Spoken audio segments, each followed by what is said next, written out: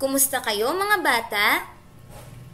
Ang pag-aaralan natin ngayong araw ay letrang I. Naaalala niyo ba ang pinag-aralan natin kahapon? Tama, letrang E. Ano nga ulit ang tunog ng letrang E? Mahusay. E. Ngayon, magsabi nga kayo ng mga bagay na nagsisimula sa letrang E. Meron pa bang iba? Tama! Narito ang mga halimbawa ng mga bagay na nagsisimula sa letrang E. Sabay-sabay nating pangalanan. Elise. Elise. Encantada. Encantada. Empanada. Empanada. Eclipse. Eclipse. Enero. Enero. Espada. Espada. Aeroplano. Aeroplano. X. X. Ensaimada. Ensaimada. Elepante. Elepante. Awitin natin na may tonong Ako si Takore. Alam niyo ba ang kantang Ako si Takore? Handa na ba kayo mga bata? Mahusay, handang-handa na. Ako si letrang I, payat at matangkad. Ako ay maliit at ako ay may tuldok. Ako ay may tunog na i. Ibon at itlog at may ilaw. Kayo naman mga bata.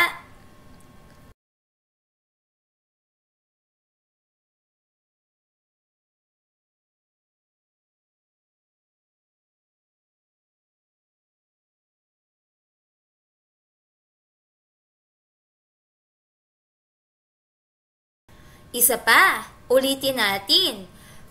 Ngayon, sasabayan nyo naman ako. Ako si letrang I, payat at matangkad. Ako ay maliit at ako ay may tuldok. Ako ay may tunog na i. Ibon at itlog at may ilaw. Napakagaling mga bata! Ngayon naman, ating tukuyin ang ngalan ng bawat larawan. Ano kaya ito? Mahusay. Ilaw. Sumunod. Tama. Ilog. Sumunod. Ilong. Sumunod ay inidoro. Anong bilang naman ito? Tama. Isa. Sumunod ay itak. Sumunod ay ipis. Ano naman ang ginagawa ng taong ito? Ikot. Tama. Ilang-ilang. At ang muli ay ibon. Mahusay mga bata. Ano naman ang tunog ng letrang I? Sabihin mo nga mga bata, I. I. Ulitin mo nga. I. I. Ngayon naman, ating sabihin ang pangalan ng mga nakalarawan at bibigkasin natin ang panimulang tunog nito. Una, ilaw, ilaw, i. Sabayan niyo ako. Ulitin natin. Ilaw, ilaw, i.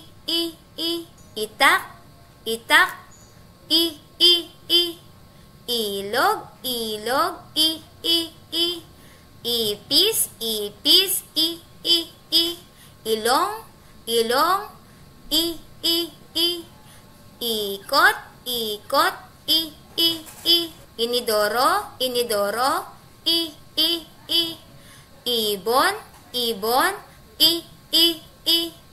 Isa, isa, i. I. Magaling! Ano naman ang tamang hagod o stroke sa pagsulat ng malaki at maliit na letrang I? O mga bata, kung mayroon kayong papel sa inyong tabi, maaari nyo akong sabayan. Sa pagsulat ng malaking letrang I, kailangan nating gumuhit ng patayong linya. Tatandaan natin na magsisimula ka sa bughaw na linya hanggang sa bughaw na linya. Uulitin ko, bughaw na linya hanggang sa bughaw na linya. Linyang patayo. Guguhit ka naman ng 2 pahigang linya sa 2 bughaw na linya. 1, 2. Ayan ang malaking letrang. Sumunod naman ay ang maliit na letrang I. Napakadali lamang nitong isulat. Magsisimula ka lamang sa kulay pulang linya. At guguhit ka ng linyang patayo hanggang sa bughaw na linya. Uulitin ko, linyang patayo. At syempre, hindi mawawala ang tuldok. Mahusay mga bata. Maaari kang magsulat ng letrang I sa hangin, gamit ang inyong hintuturo, sa mesa, gamit ang inyong hintuturo, sa likod ng inyong kaklase, gamit ang inyong hintuturo. At maaari ding gamitin ang iba pang bahagi ng katawan, tulad ng iyong siko, ulo, paa, at baywang. Ako ay may kwento. Pero bago ang lahat, may mga kaibigan ba kayo? Alam niyo ba kung anong pangalan ng inyong mga kaibigan?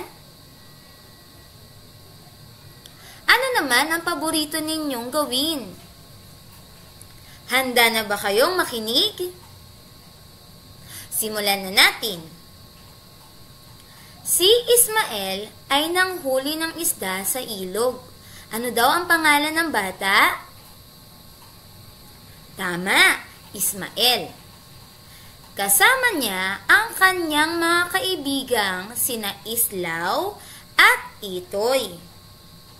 Sino nga ulit ang kasama niya?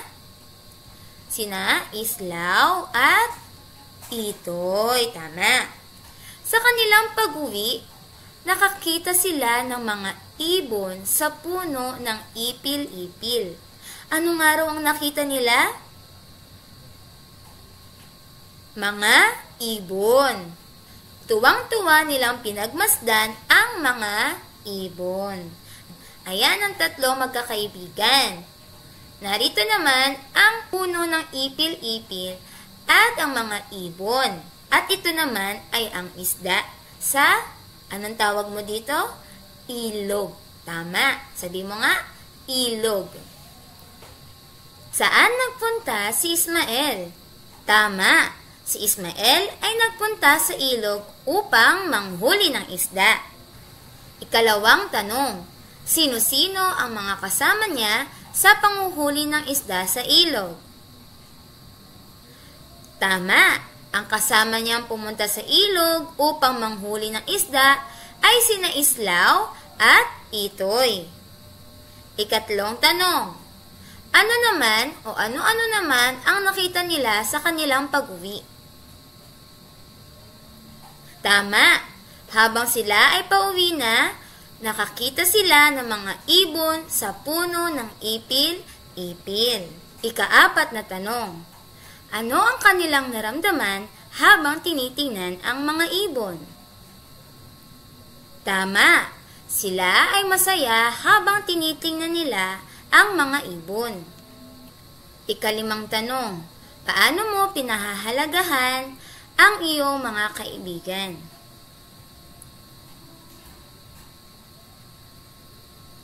Tama. Siyempre, hindi ka dapat makipag-away sa iyong kaibigan o mga kaibigan.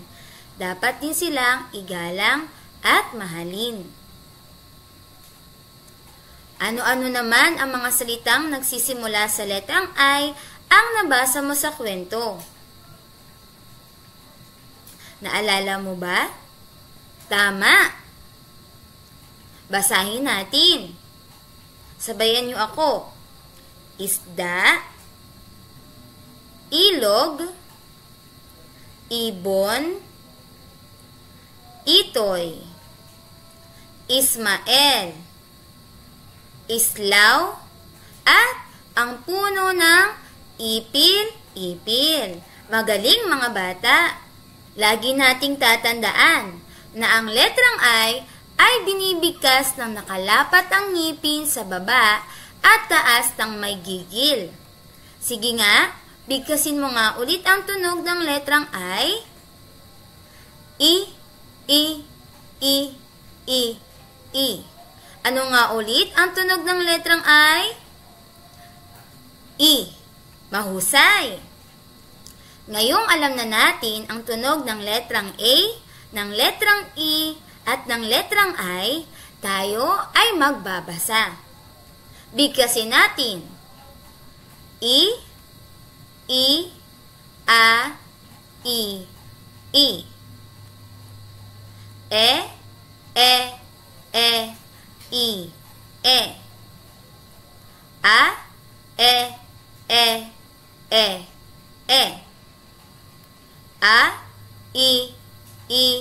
I. I, A, A, A, A. I, I, I, I, A. Kayo namang mag-isa mga bata.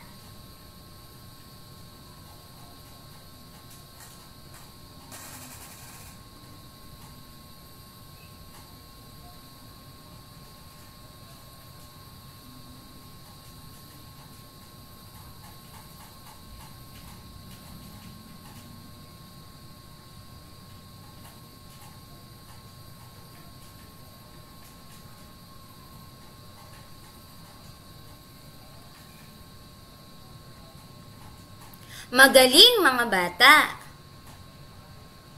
Nabigkas mo ng maayos ang bawat letra.